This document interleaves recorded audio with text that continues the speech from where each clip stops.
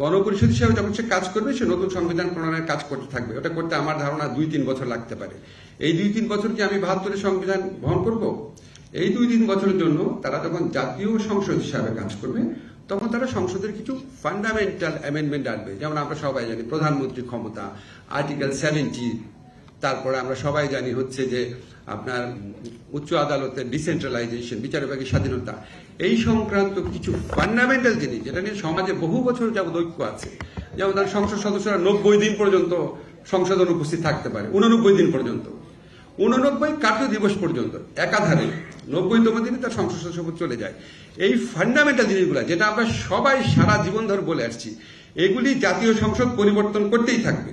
নতুন সংবিধান প্রণয়ন কবে হবে, এই জন্য আমি এই 72-এর বোঝা কেন বহন করব, এটা আপনাদেরকে অবশ্যই ইনক্লুড করতে হবে। দ্বিতীয় যে পথরেখাটা দিয়েছেন সেখানে আমার মনে হচ্ছে টু মাচ এমফাসিস দেওয়া হয়েছে জুলাই সনদের উপর। জুলাই সনদে কি এত কিছুই থাকবে যেটা সংবিধানে লিখতে হবে? তাহলে এই জুলাই সনদ আর হবে নাকি আমার সন্দেহ আছে। জুলাই সনদের উপর অনেক বেশি গুরুত্ব দেওয়া হয়েছে। আমরা একটা ধরেই নিয়েছি সবাই জুলাই সনদের উপর অনেক কিছু বিষয়ে একমত হবে। এটা এত সহজ হবে না। হয়তো এমন হতে পারে জুলাই সনদের মোস্ট ফান্ডামেন্টাল শুধু জিনিস রাখা সম্ভব হতে পারে। এটা একটু ভেবে দেখেন, বাট নতুন চিন্তা খুবই ভালো। আচ্ছা, আরেকটা জিনিস আমি বলি যে কন্টেন্ট নিয়ে যেগুলি বলা হয়েছে সেখানে আমার কাছে মনে হয়েছে ফ্র্যাঙ্কলি স্পিকিং উচ্চকক্ষকে অনেক বেশি ক্ষমতা দিয়ে দেওয়া হয়েছে। এত ক্ষমতায় যদি উচ্চকক্ষকে দেন তাহলে উচ্চকক্ষে বিএনপি, জামাত এবং নাহিদের দল তাদেরকেই নিয়োগ দিবে যারা দলদাস হবে। উচ্চকক্ষই যদি এত ক্ষমতাশালী হয়, বাংলাদেশের বর্তমান সংবিধানে একটা মাত্র ব্যক্তিকে স্বাধীনভাবে নিয়োগ করা যায়, হচ্ছে চিফ জাস্টিস। রাষ্ট্রপতি স্বাধীনভাবে নিয়োগ করতে পারে এবং বাংলাদেশের সংবিধানে চিফ জাস্টিসের অসীম ক্ষমতা। আপনারা শুধু প্রধানমন্ত্রী ক্ষমতা দেখেন, বাংলাদেশের সংবিধান অনুযায়ী সবচেয়ে দ্বিতীয় ক্ষমতাধর ব্যক্তি হচ্ছে চিফ জাস্টিস। চিফ জাস্টিসটা কি করতে পারে ইতিহাস তো আপনাদের মনে আছে।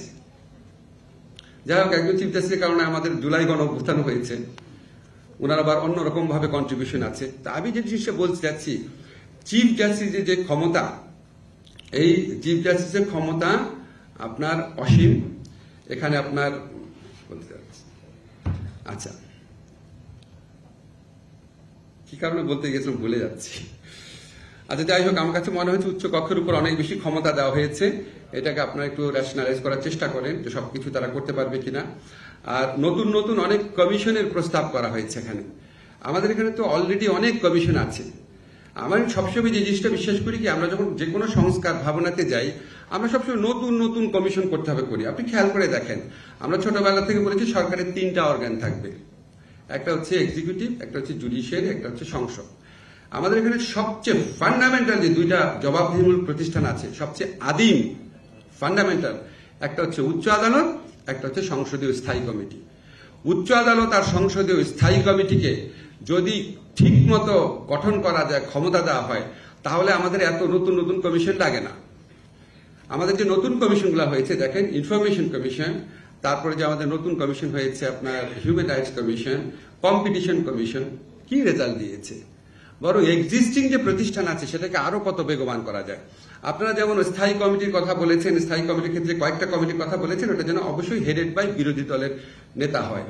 এর মধ্যে কেন স্বরাষ্ট্র মন্ত্রণালয় বিষয়ক স্থায়ী কমিটির নাম ঢুকালেন না?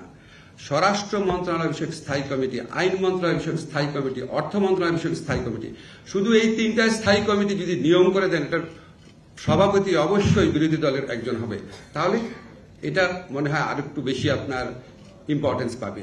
আর সংবিধানে যে কমিটিগুলোর কথা উল্লেখ করেছেন ঠিক আছে, এর মধ্যে কমিটি বাংলাদেশ হিসাব কমিটি না, এস্টিমেট কমিটির নামটাও ঢুকালে ভালো হয়।